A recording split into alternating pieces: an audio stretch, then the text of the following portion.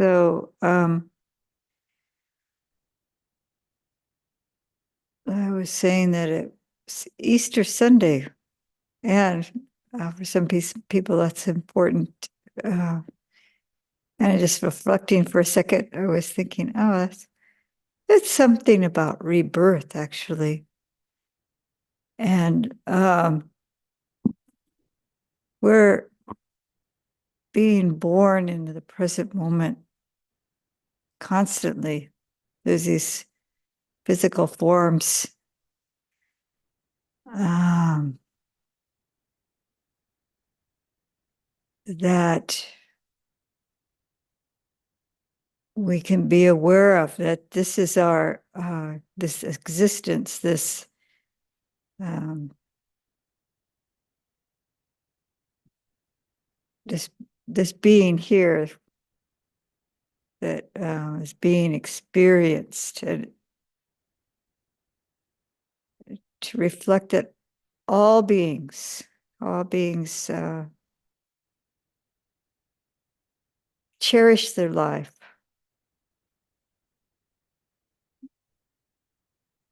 So being aware of what we would say, I'm hesitating to say our own bodies, because that's a conventional term. How do we say this? The experiencing we're having uh, as individuals, a lot of it is in regards to the body. There's the body, and then there's the mind. And the body is the coarse experience, and this is a strong part of our identity. And so, really bringing our awareness to this physical form is really important. When we start out with that, and we may do that in terms of 4 elements. I was mentioning this earlier, that there's a solid aspect of the body, and there's a fluid aspect of the body. There's heat and air, and all this is in constant flux, and we're all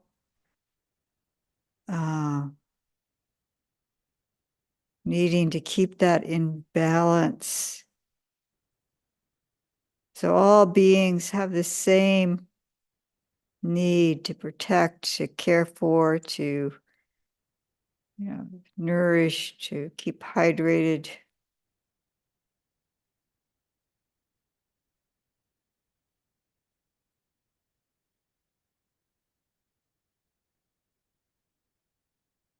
So these kind of things may come up when we contemplate the body. If we really look deeply at the body and we stop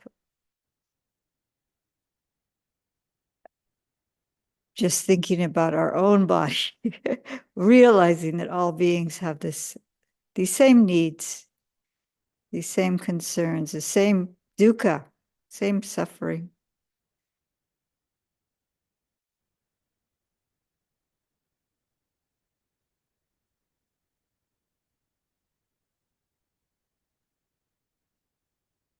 So, as I was saying, we're each more moment, it's like we're being reborn, because everything is always in flux. And we can become sensitive to that just by bringing our awareness to the body. The mind is in flux. The body is in flux. It's all constantly changing.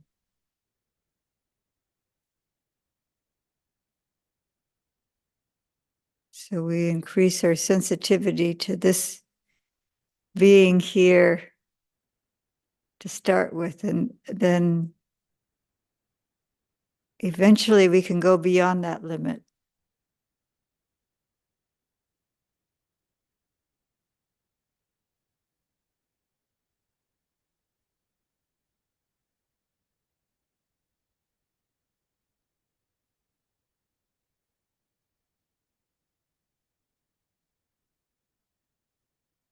So we start with the awareness and kindness towards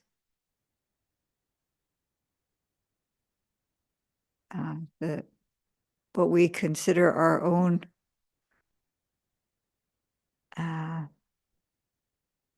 body, this being here, however you refer to yourself.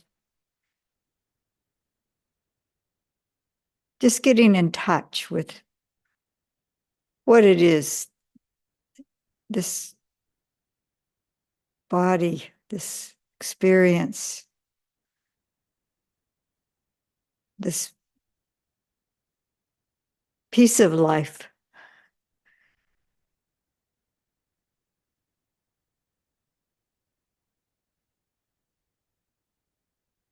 So I invite you to start bringing awareness to the sense of touch, the feeling of the body, what it is to be present.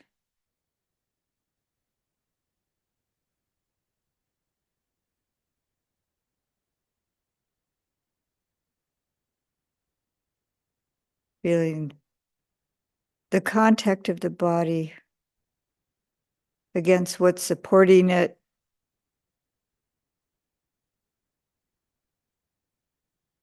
the contact of the clothing against the skin,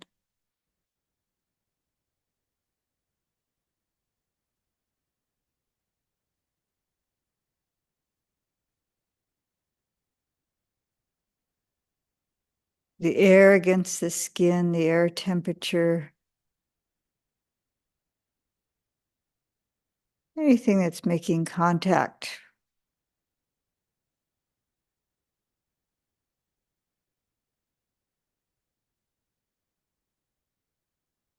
Body being still in an upright position if possible.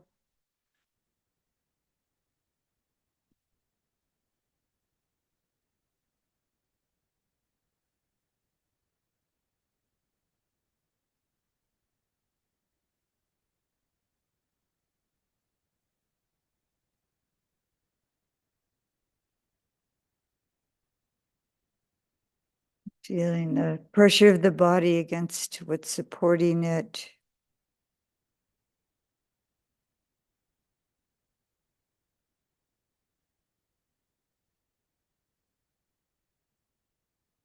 And then just starting with the feet, bringing the awareness upwards.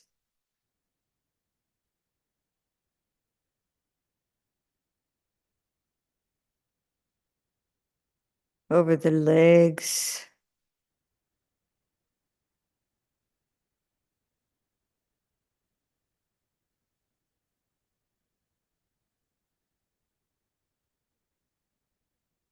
If you're sensitive, you can feel the flesh and the bones, get a sense of the heart, the hardness of the bones, the bony prominences, the pelvic bone even. You might even sense this pressure.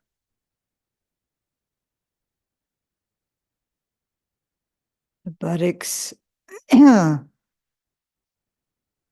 softness and hardness of the body.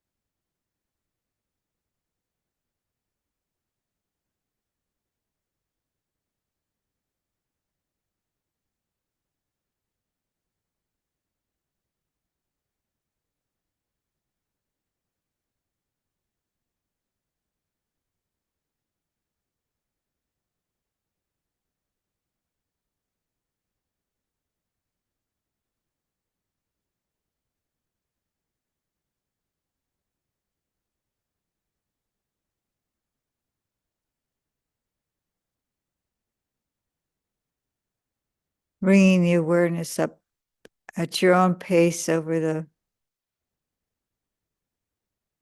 hips and abdomen,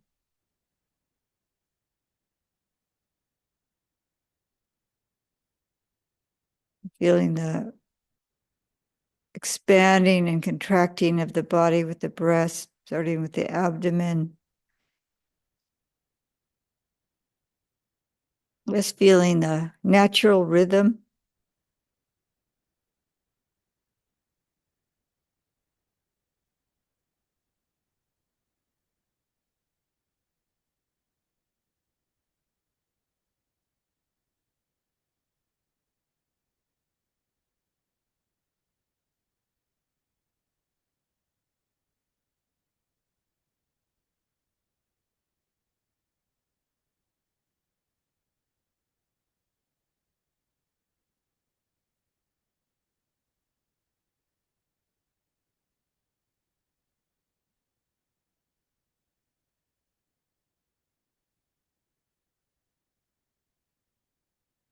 And even feel breathing to the sides of the body, in the back, shoulder blades slightly moving with the breathing.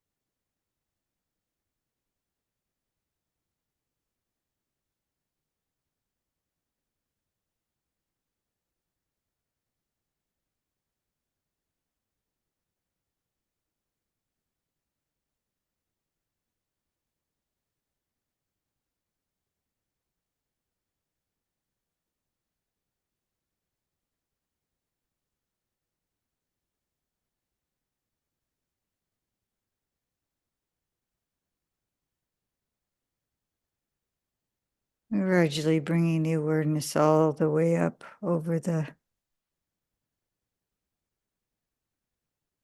feeling the arms and the shoulders,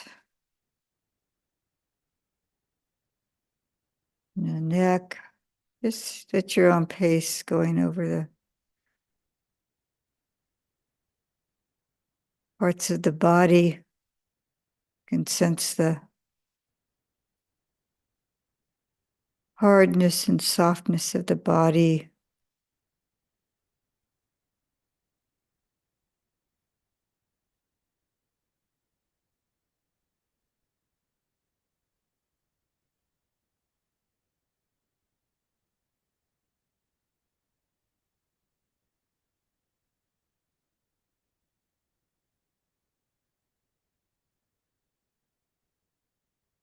All the way up to the top of the head, sensing the top of the head.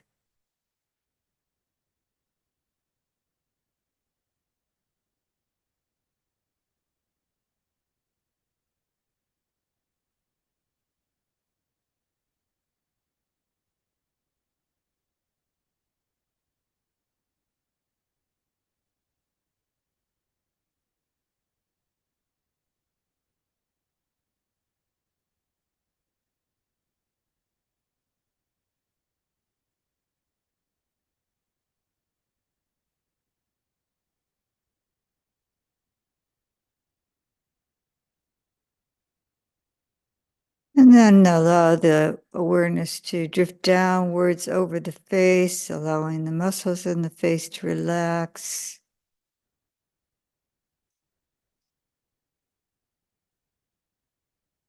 Around the eyes.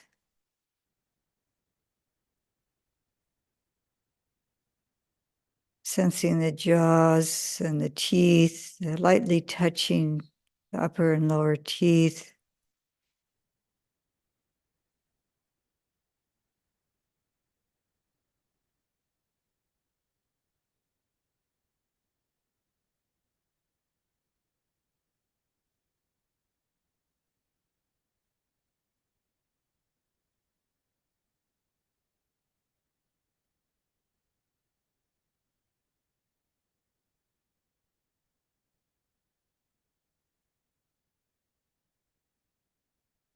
Even sensing the tongue within the mouth, just at rest, and moisture in the mouth.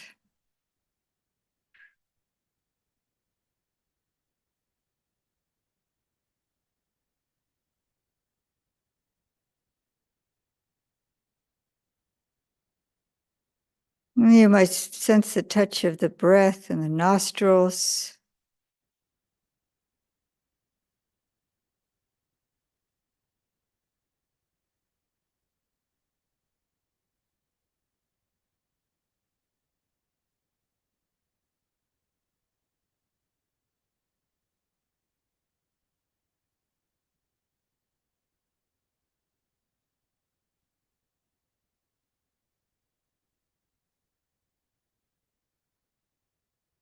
And at this point, you may shift your attention to the breath,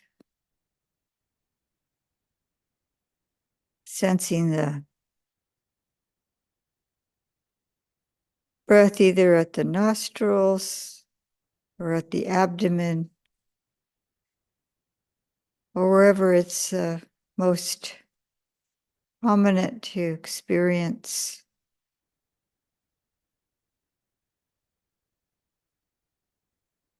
Allowing the breath just to be at its own pace, its own natural rhythm.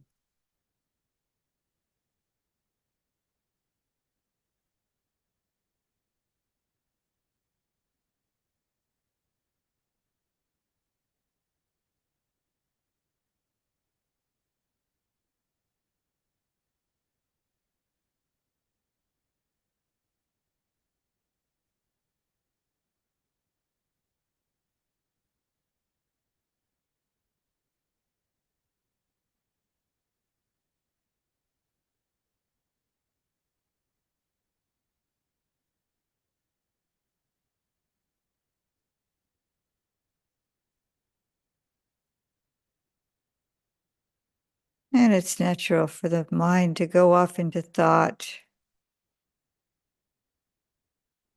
and just be kind and patient.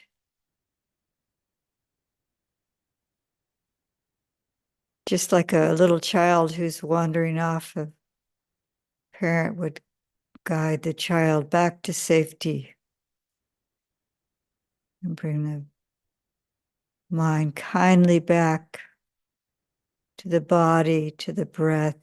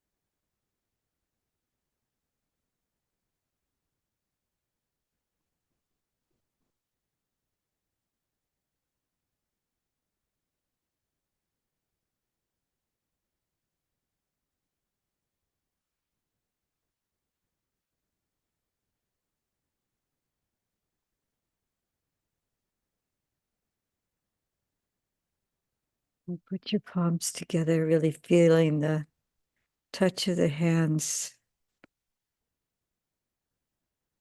Just noticing still the feeling of the body. It's also the state of the mind. It's good to reflect at the end of the period. How was that? How is the mind now?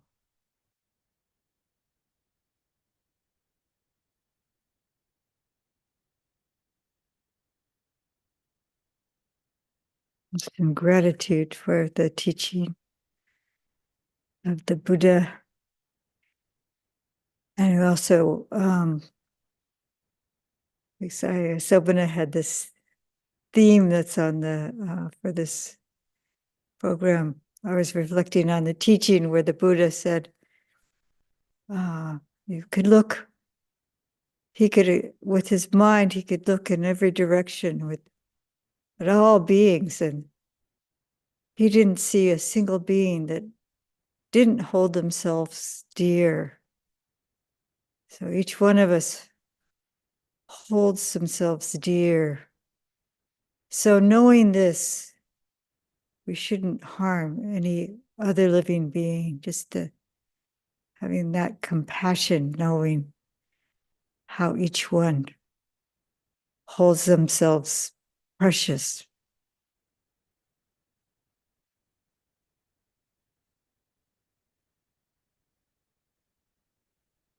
So it's a beautiful thought. And so this is why caring for ourselves is important. Being in touch with our own experience is important. And then that can be a way that we can bring that care and compassion towards others. So at this point, we open up for questions, specifically about meditation and from your own experience of not necessarily theoretical. You may have some methodology you might have a question about, but won't necessarily know the answer to it because there are quite a few methods, even in the Theravada tradition. Actually, there's probably more than any other tradition. So, yeah, so please keep your sharing to yourself. And so it's open for questions now. Would you like to invite Ayya Neonica to say a sentence or two? She's here. Oh, Ayya Neonica.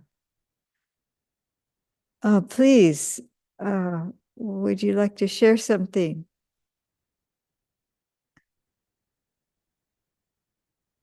And your mic must, it's Ayya Suvijjana had asked. I don't see. Yeah, sorry, let me put the other one in so that I'm hearing more strongly. Yes, it's lovely to be visiting in this practice of settling the mind. It's hard to then speak directly afterwards, and I think that maybe that's part of the benefit is it helps slow us down a little bit. It helps slow us down so that when we are responding, we're responding from that quieter space inside. So I really appreciate Ayya Suvijjana's leading of the body scan awareness and how it helps to really settle so that when we're responding from a more internally balanced place. Thank you. No, thank you.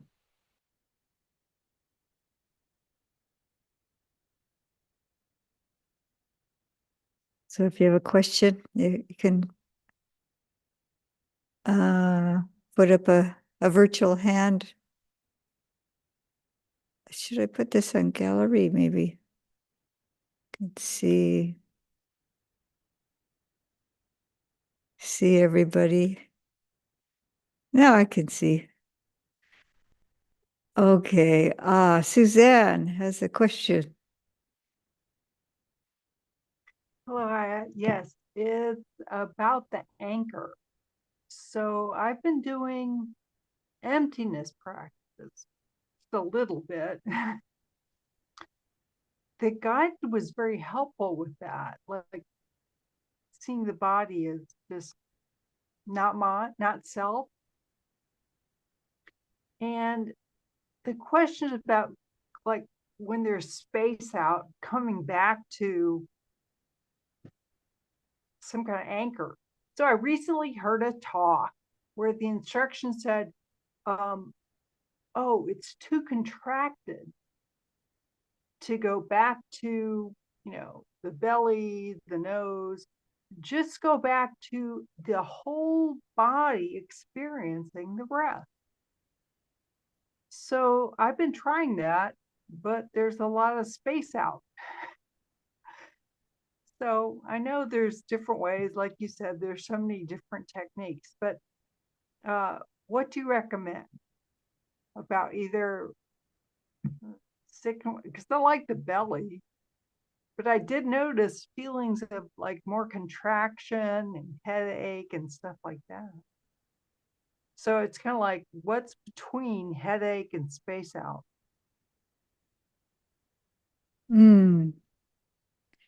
So anger is a very challenging, and it is actually something that we should actively work with to try to understand it and then also to abandon it, but doing it in this kindest way as we can towards ourselves and compassionately as we can. And it sounds like you're having a physical. I noticed that, I was having migraines, and I've been taking some supplements so that they're not so bad. But I did notice there was a relationship between anger and headaches. And so it's good to see the physical reaction in the body to different emotions. And if it sounds like if you're meditating and the mind's gotten off, and then there's a story about how bad so-and-so was, and why did they say that to me? Even things that happened 20 years ago come up. And suddenly, the mind is getting settled, quiet. And then for some reason, the memory of something that happened long ago filters up because we, in our busy lives, there's no opportunity for that to happen, but that happens. So I don't know if that's exactly, or if it's in the, like you're sitting and it's something that somebody said that day may come up, or something, or that you notice that something was not in your environment, wasn't the way you wanted it to be because somebody else neglected to do something, or they did something that wasn't to your approval, or whatever it is. I'm not saying Suzanne, but it's just all of us. We have this tendency, and many of us have a tendency to see what's so-called wrong, what is wrong, what they said was wrong, what they're doing is wrong, and then it's all kind of, or internally, so the anger can be going in either direction.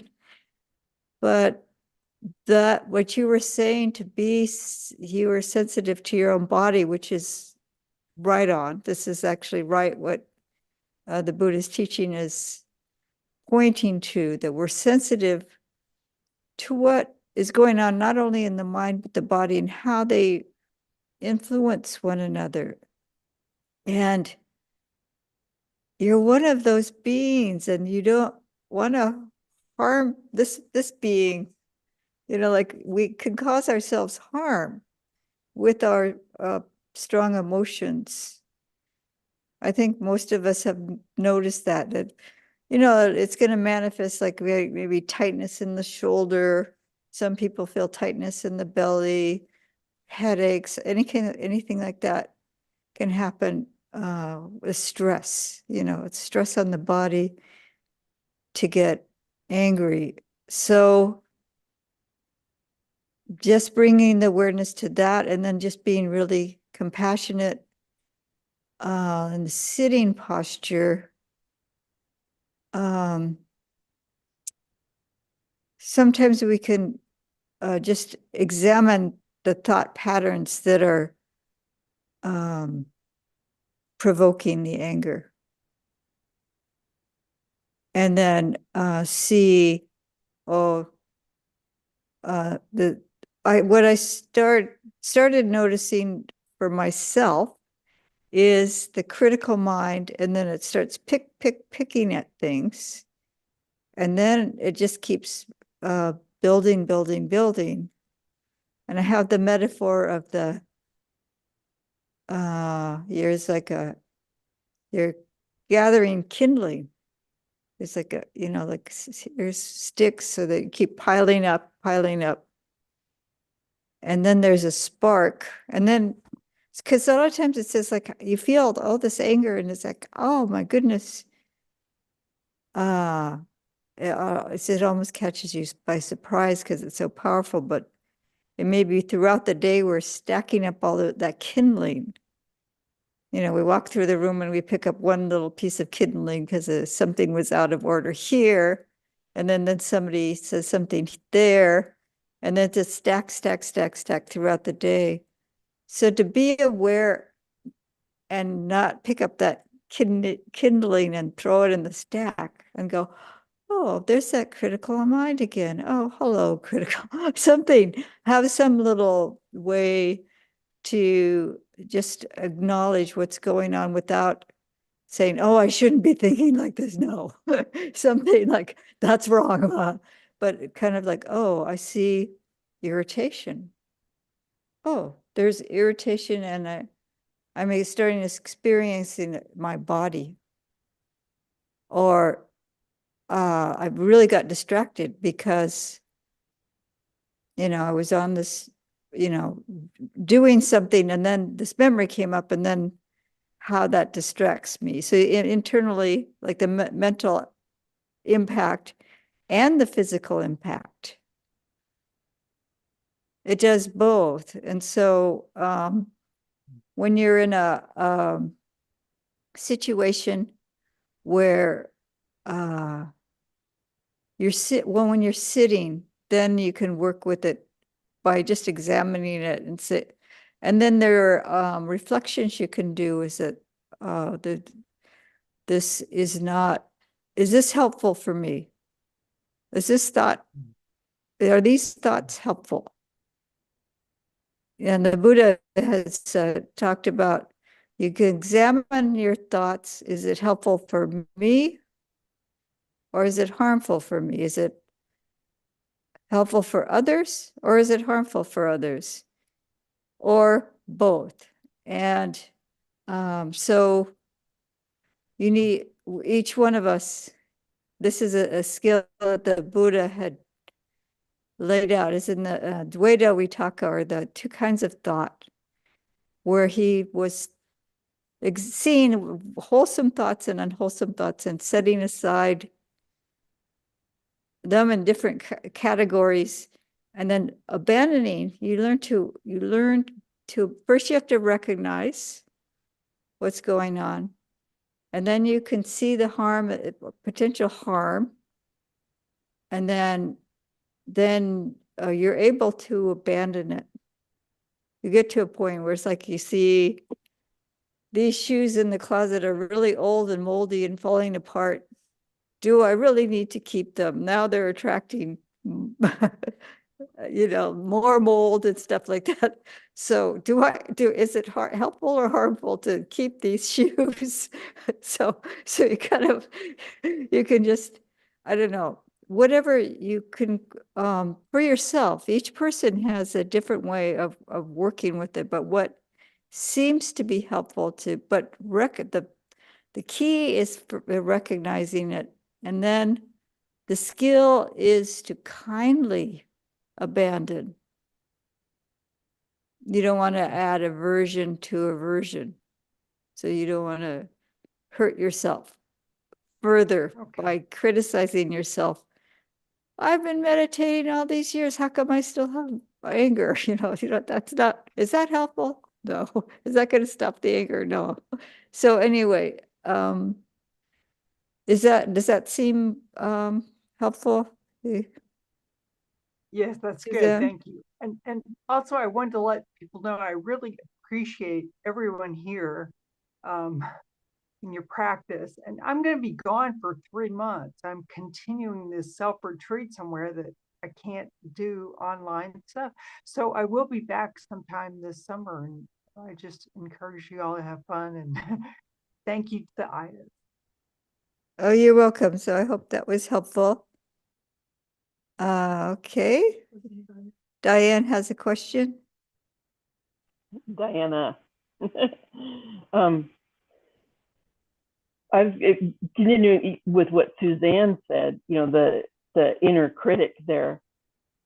What I learned is whose voice is it that's actually speaking, And I realized it was my mom's, because I've mentioned before, some of you have heard, I was raised by a borderline parent, and in borderline personality disorder can range from a lot of things. And my mom was on the rage end, but it was, constant criticism.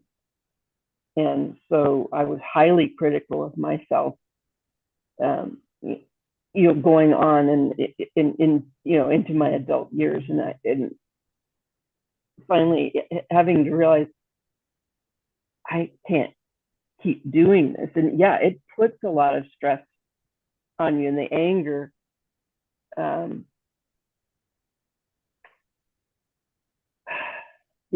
I've had a couple of car accidents. The anger, the stress can actually pull your neck out of alignment, and that can cause migraines. And the pain when you realize what the anger, because all of that comes from the kind of emotional and sometimes physical trauma from an original starting point. And when you look at it from the observer, I'm in the middle of something. I'll help you in a sec. Sorry, my roommate just came home.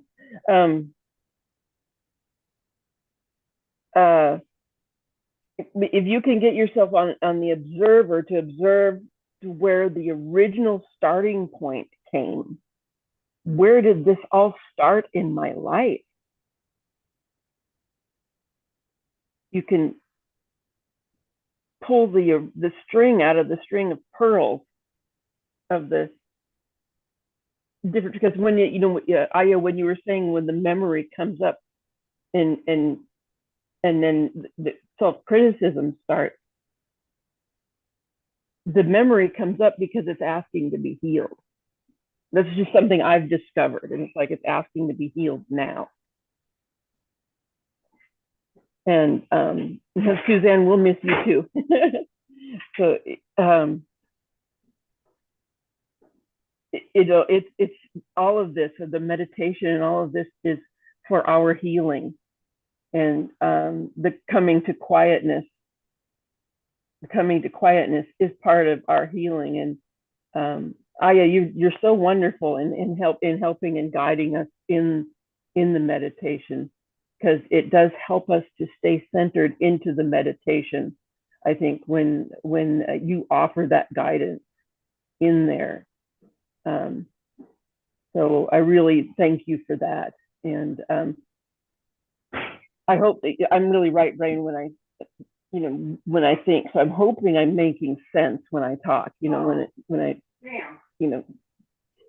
I've done a lot of work on my healing. And so I'm hoping I'm making sense when when I'm saying how, discover it, it comes from something I learned in neuro-linguistic programming, finding that original place, that original injury, and pull that string out of the pearls of the criticism, and then all the pearls fall away, and you go, oh, So, yeah. So thank you so much, Diane. I just got a note that I might have misunderstood Suzanne's question. Were you talking about an anchor? Is that Thank you. right? Yes, I did say anchor, but it's okay. I get angry too. Oh, okay. And so Yeah. it's trying to anchor your mind, is that what you're saying? To have an anchor, or is like an object? Yeah, like selecting the breath as an anchor. Uh-huh. So when noticing it's a space out, coming back to a predetermined anchor, like the feeling of breathing at the abdomen. But to me, that's why I think I was getting a headache, because it felt kind of Oh, I contracted. see. Okay. Yeah.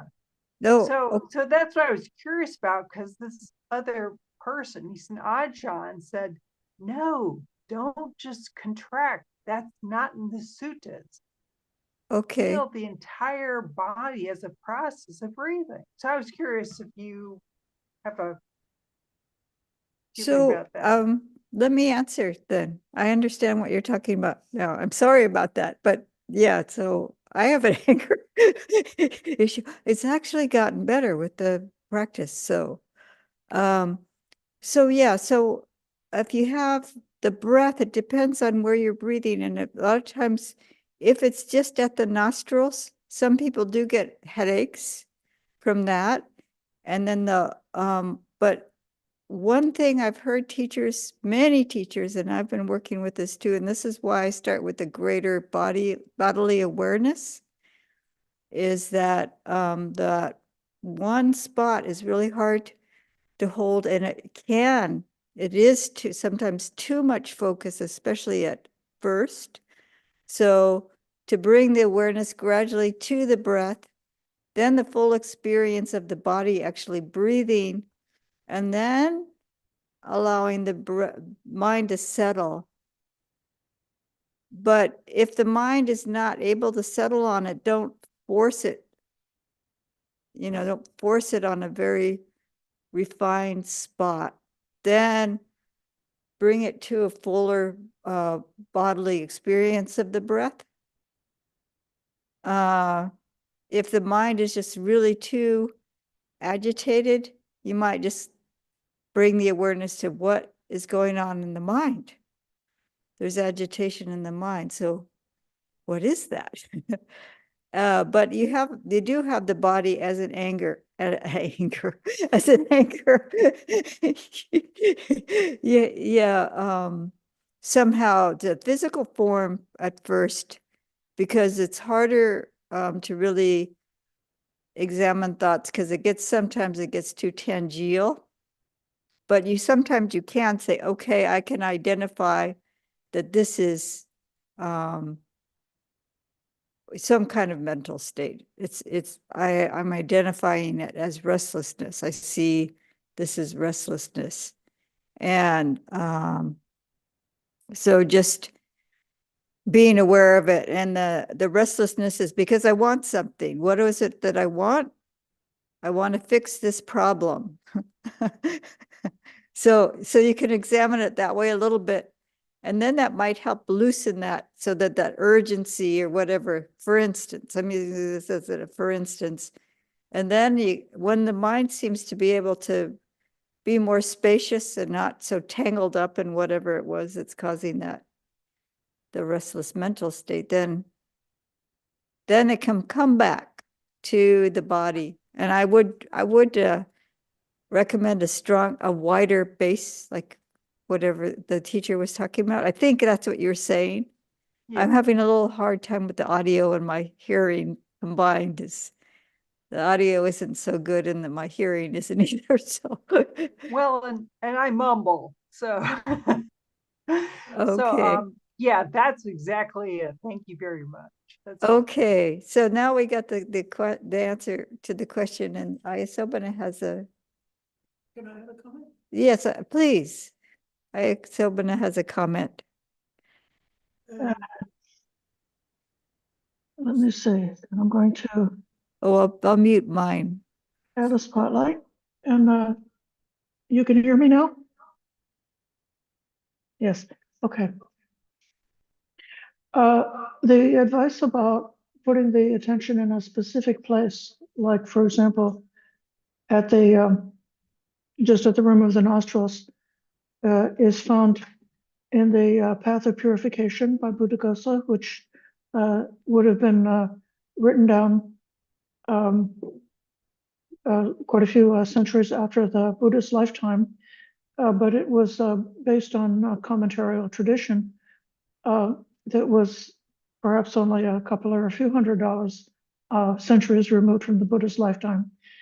And so I give some respect to those ancient practitioners who had a much more of a connection to the, um, how many times the message had been passed along until it reached them, as opposed to where we are in our modern times.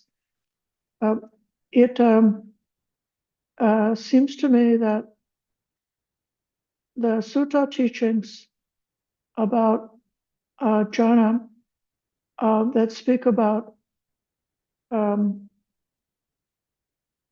removing and especially withdrawing from being having attention focused on the 5 physical senses.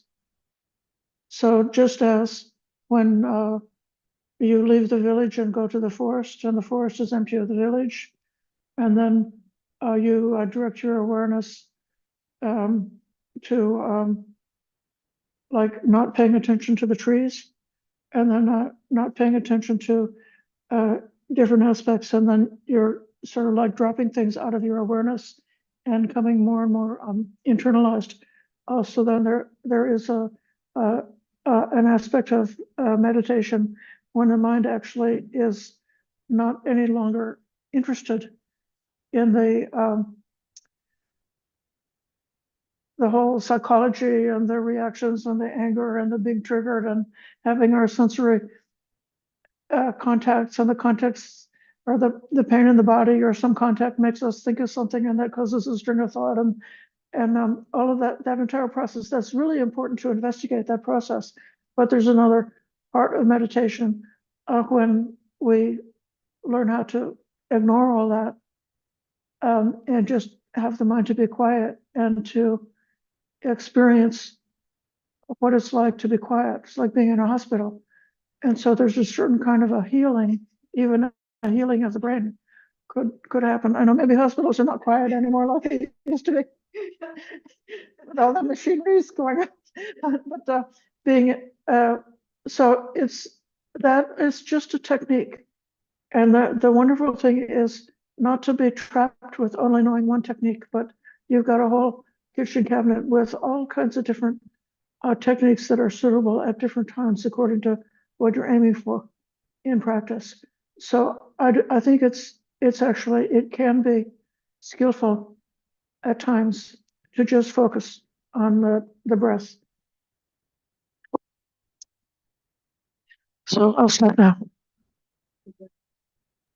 Oh, thank you. Thank you very much. Okay. Oh, Ruanti, yeah, we're a little over now, but please go ahead. Well, I don't have a question. I saw a couple of times Ayya was putting her hand up, so I'm not sure whether she wanted to add something. Just wanted to bring your attention. Okay. Yannicka, did you have something you wanted to add?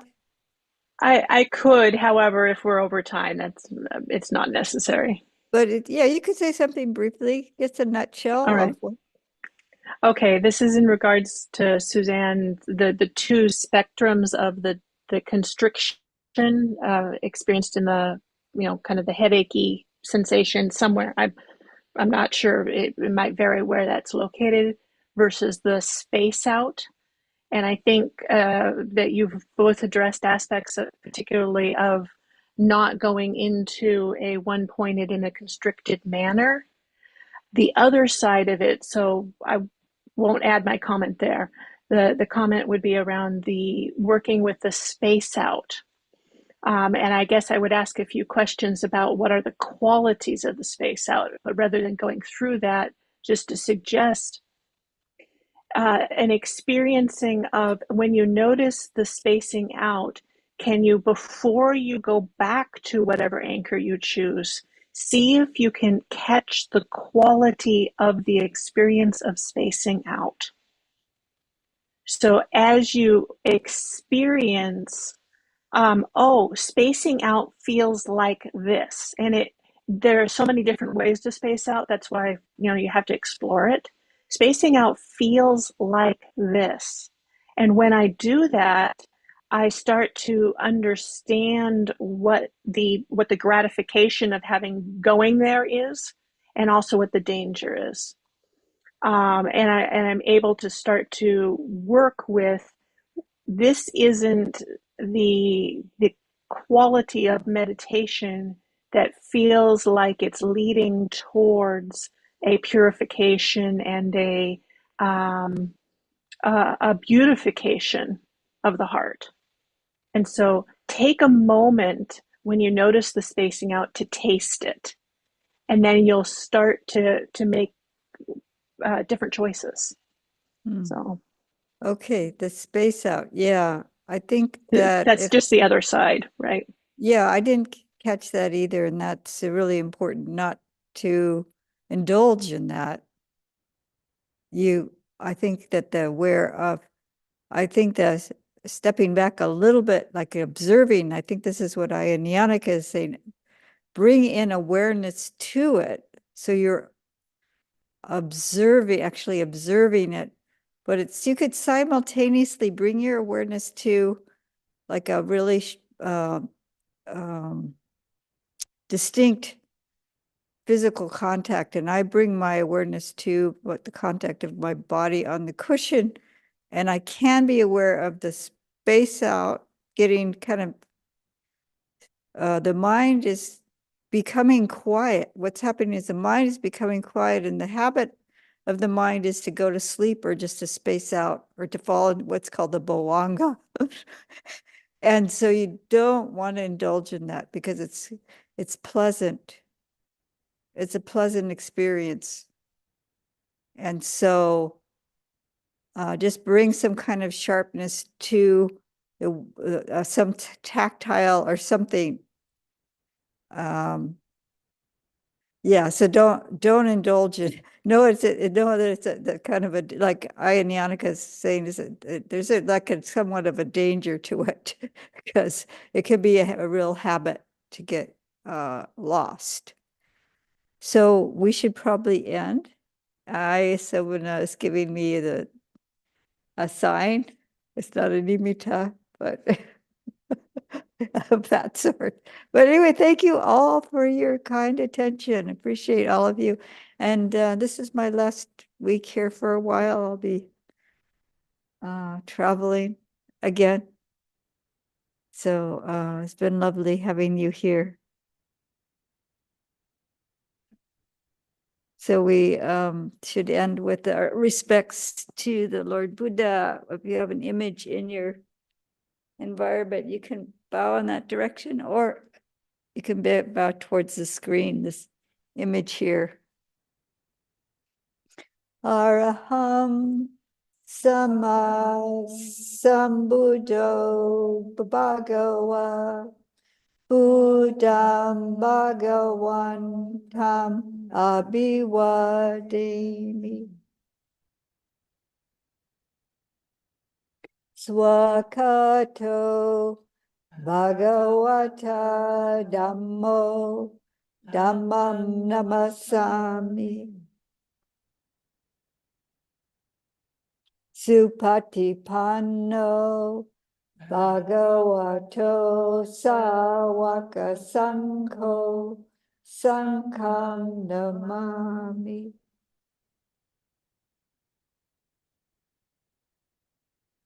Thank you all. Thank you, Ayya, and Ayya. Thank you very much. Sadhu, sadhu, sadhu. Safe travels. Thank you. Safe travels, Suzanne.